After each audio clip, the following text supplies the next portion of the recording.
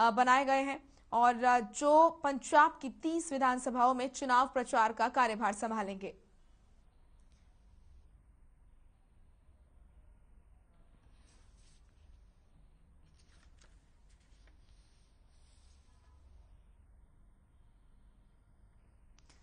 तो चंडीगढ़ में पंजाब बीजेपी ने भारतीय जनता पार्टी के हरियाणा के लगभग 82 कार्यकर्ता जो पिछले 15 से 20 दिनों में पंजाब के विधानसभा चुनाव जो जल्द ही घोषित होने वाले हैं उसके लिए पंजाब की 30 विधानसभाओं और 8 जो प्रशासनिक जिले हैं और भारतीय जनता पार्टी के हिसाब से 11 जो जिले भारतीय जनता पार्टी ने बनाए हुए हैं उसमें काम करने वाले कार्यकर्ताओं की एक बैठक यहाँ चंडीगढ़ में बुलाई गई थी, जिसमें आदरणीय रविंद्र राजू जी जो प्रदेश के संगठन महामंत्री थे वो भी उपस्थित थे और मेरे साथ भारतीय जनता पार्टी हरियाणा के जो सचिव हैं और मेरे साथ सहयोगी हैं श्री सुरेंद्र आर्य जी उपस्थित थे। दीपक की थोड़ी डिसाइड तो केंद्र करेगा ना, हरिंदर वाले भी ऐसे हैं, दीपक जी चंदन ऐसे 3 लोग हैं। चंदन का वो लाडीवेल जी आप खड़ में जट्स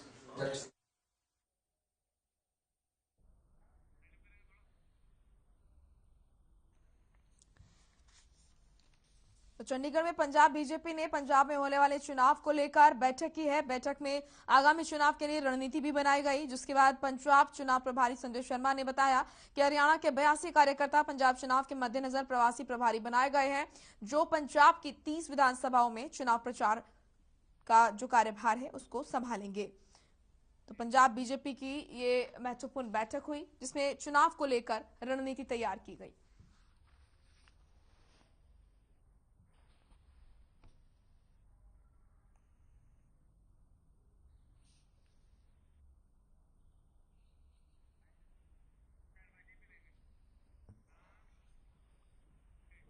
वहीं पंजाब में पीएम मोदी की रैली में राजपुरा से बीजेपी प्रदेश कार्यकारिणी सदस्य नरेंद्र नागपाल गंभीर रूप से चोटिल हुए हैं। नरेंद्र नागपाल का हाल जानने अश्विनी शर्मा राजपुरा पहुंचे। अश्विनी शर्मा ने कांग्रेस के मुख्यमंत्री चरणजीत सिंह चन्नी पर गंभीर आरोप लगाते हुए कहा कि पीएम एक पार्टी नहीं बल्कि देश के प्रधानमंत्री हैं। उनकी सुरक्षा में हुई चूक कांग्रेस पार्टी की नीयत दर्शाती है।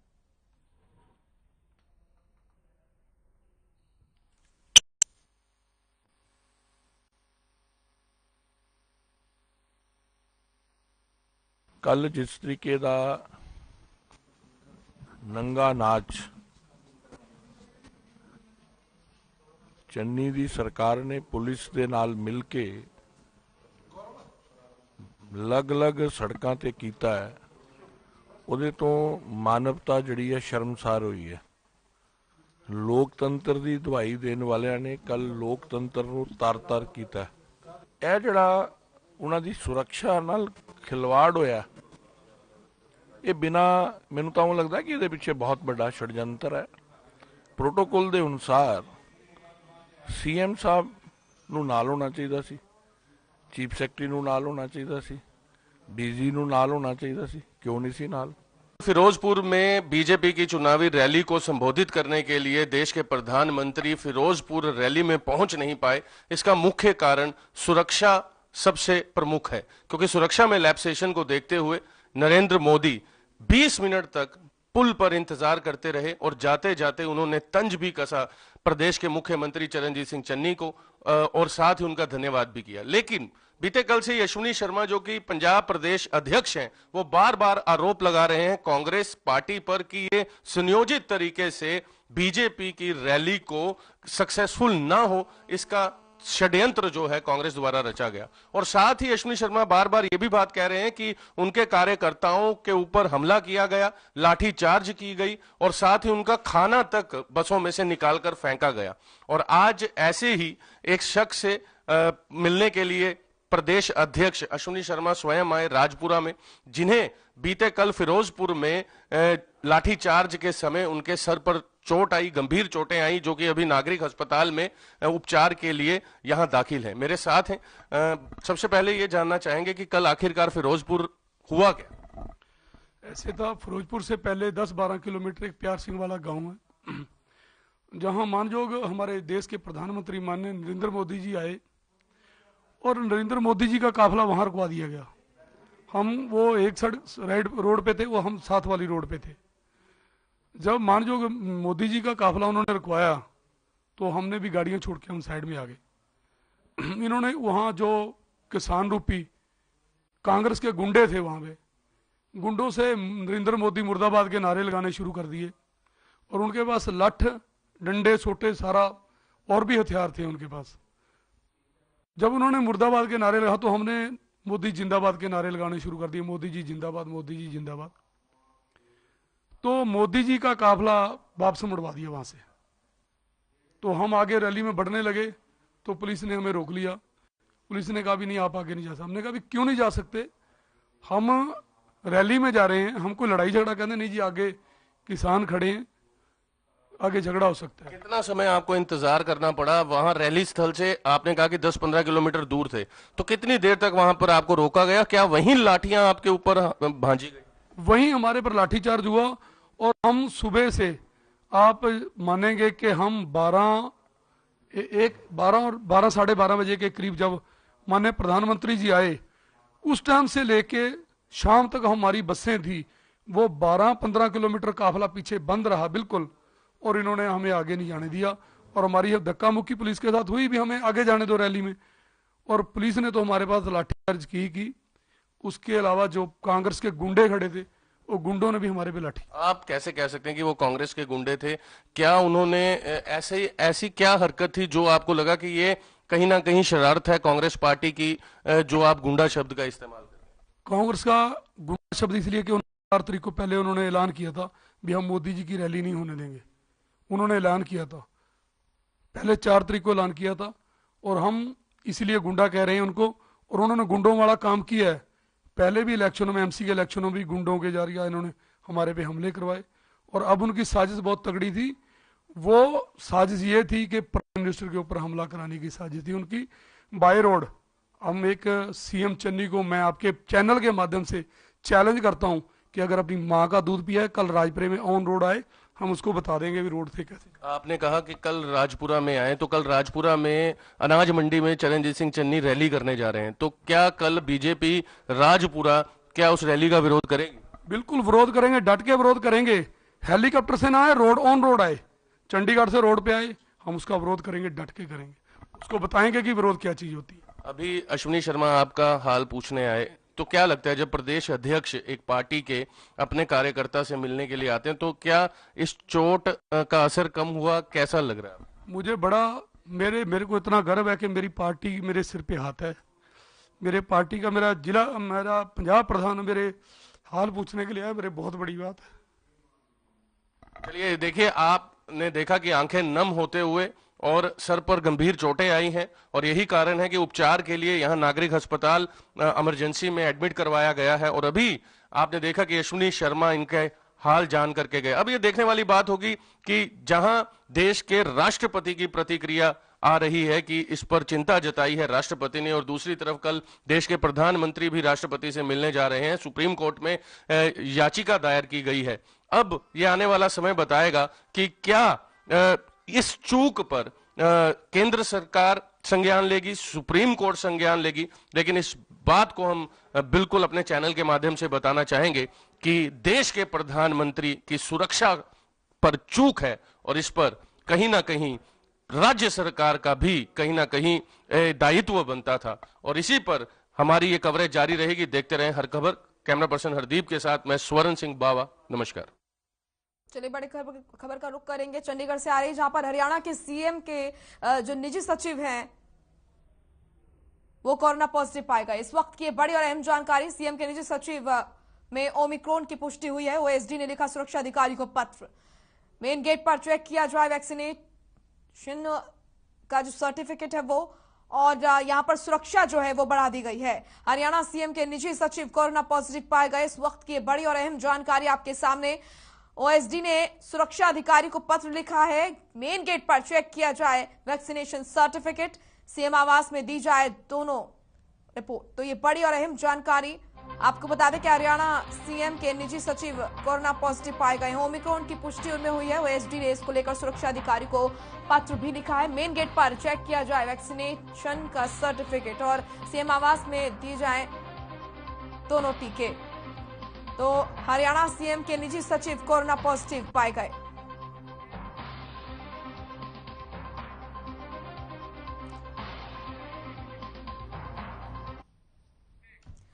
वहीं कांग्रेस नेता अशोक अरोड़ा ने पंजाब में हुए पीएम के दौरे में हुई चूक पर चिंता व्यक्त की है। साथ ही पीएम और बीजेपी नेताओं को इस मुद्दे पर राजनीति न करने की भी सलाह दी है। उन्होंने कहा कि प्रधानमंत्री का ये बयान कि मुश्किल से जान बची बिल्कुल गलत है।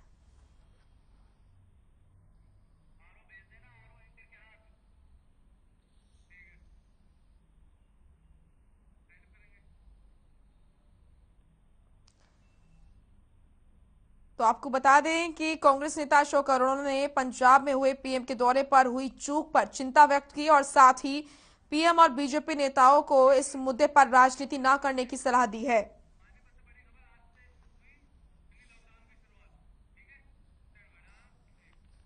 चलिए, पानीपत से बड़ी खबर आ रही है। आज से मिनी लॉकडाउन की शुरुआत वहां पर हुई है। बड़ी खबर इस वक्त की, पानीपत से आज से मिनी लॉकडाउन की यहां शुरुआत हुई है। शाम 6 बजे से बंद होंगे सार्वजनिक स्थल। उपायुक्त ने दिए हैं मिनी लॉकडाउन के निर्देश। इस वक्त की ये बड़ी और अहम जानकारी पानीपत से, जहां पर मिनी लॉकडाउन की शुरुआत हो चुकी है। लगातार बढ़ते केसेस की वजह से ये पाबंदी लगाई जा रही है। शाम 6 बजे से बंद होंगे सार्वजनिक स्थल। उपायुक्त ने दिए मिनी लॉकडाउन के निर्देश। उपायुक्त ने निर्देश दिए हैं और इन निर्देशों से कहीं ना कहीं जो दुकानदार है वो नाराज नजर आ रहे हैं। आज से मिनी लॉकडाउन की शुरुआत पानीपत में। शाम 6 बजे से बंद होंगे सार्वजनिक स्थल। उपायुक्त ने दिए मिनी लॉकडाउन के निर्देश। बड़ी और अहम जानकारी, शाम 6 बजे से बंद होंगे सार्वजनिक स्थल। पानीपत से बड़ी खबर, आज से मिनी लॉकडाउन की शुरुआत। लगातार बढ़ रहे केसेस की वजह से तरह तरह की पाबंदियां लगाई जा रही हैं। अब पानीपत में मिनी लॉकडाउन की शुरुआत की जा रही है। शाम 6 बजे से सार्वजनिक स्थल बंद होंगे।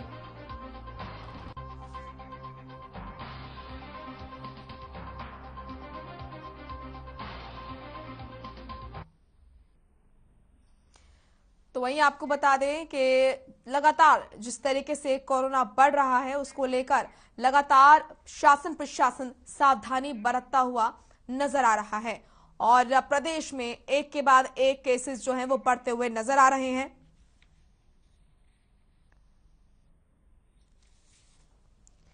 तो हरियाणा में कोरोना के बढ़ते प्रकोप के चलते अब कुरुक्षेत्र जिले, जो कुरुक्षेत्र का जिला है वो भी रेड जोन में आ गया है, जिसके चलते नए नियम लागू किए गए हैं। आवश्यक सेवाओं को छोड़कर सभी दुकानें, मॉल और बाजार शाम 6 बजे तक खोलने की अनुमति रहेगी। आगामी 12 जनवरी की सुबह 5 बजे तक महामारी अलर्ट सुरक्षित हरियाणा की अवधि लागू रहेगी। सभी सिनेमाघर, थिएटर और मल्टीप्लेक्स, स्पोर्ट्स कॉम्प्लेक्स, स्टेडियम और स्विमिंग पूल बंद रहेंगे। किसी बाहरी व्यक्ति और दर्शक को स्टेडियम में प्रवेश की अनुमति नहीं होगी। जिले में इमरजेंसी और आवश्यक सेवाओं को छोड़कर सभी सरकारी और प्राइवेट संस्थानों के कार्यालयों में 50% स्टाफ के साथ काम करने की सलाह दी गई है और जिले में बार और रेस्टोरेंट 50% सीटिंग क्षमता के साथ ही संचालित होंगे।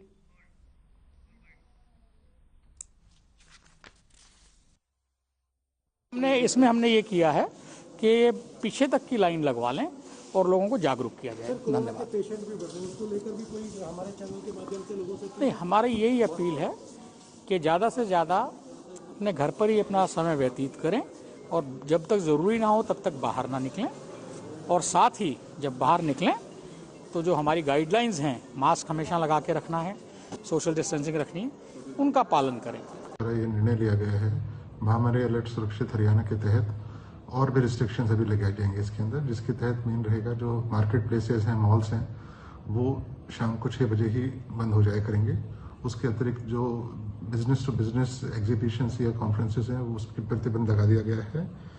इसके साथ ही बार्स और रेस्टोरेंट अपनी 50% कैपेसिटी पे ही चलेंगे। और मैं ये भी बताना चाहूँगा कि जो हमारे एसेंशियल सप्लाईज हैं, जिस तरह दूध है, दवाई है, उनकी दुकानें 24 घंटे खुली रह सकती हैं। जी सर। मैं ये भी अपील करना चाहूँगा कि सरकार के नियमानुसार अब पब्लिक प्लेसेस में जो नॉन वैक्सीनेटेड व्यक्ति हैं उनकी एंट्री पूर्णतः प्रतिबंधित कर दी गई है। और मेरी अपील यही रहेगी कि हर पात्र व्यक्ति, अब तो 15 साल से 18 साल का एज ग्रुप भी उसमें आ गया है, वो वैक्सीन जरूर लगवाए ताकि वो खुद भी बचा रहे और दूसरों को भी बचा के। वहीं यमुनानगर में लगातार बढ़ते कोरोना और ओमिक्रॉन के केसों के कारण यमुनानगर जिला को भी रेड जोन में शामिल किया गया है। आपको बता दें, इसके बाद यहां कई तरह की पाबंदियां लागू कर दी गई हैं। यमुनानगर के बाजार और मॉल अब 6 बजे के बाद बंद रहेंगे, तो वहीं रेस्टोरेंट और बार सहित अन्य संस्थानों पर 50% से ज्यादा हाजिरी नहीं हो सकेगी। सरकारी संस्थाओं और निजी संस्थाओं में 50% लोगों की ही एंट्री रहेगी। इसी के साथ कई और पाबंदियां यहां पर लगाई गई हैं।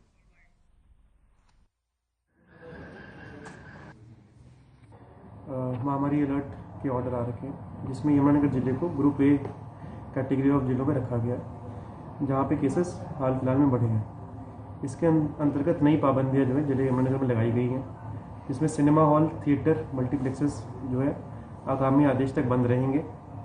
Sports complexes, stadium, swimming pool भी जो है आगामी आदेश तक बंद रहेंगे। पर अगर ट्रेनिंग पर्पज़ के लिए नेशनल इंटरनेशनल खिलाड़ी जो है उसको यूज़ कर सकते हैं। एंटरटेनमेंट पार्क वगैरह भी अभी बंद है। ऑफिसेज जो हैं जो एक्सेप्ट फॉर एसेंशियल सर्विसेज जो हैं वो 50% कैपेसिटी पे चलेंगे। चलिए फिलहाल इस बुलेटिन में इतना ही। आप देखते रहिए हर खबर हरियाणा। नमस्कार।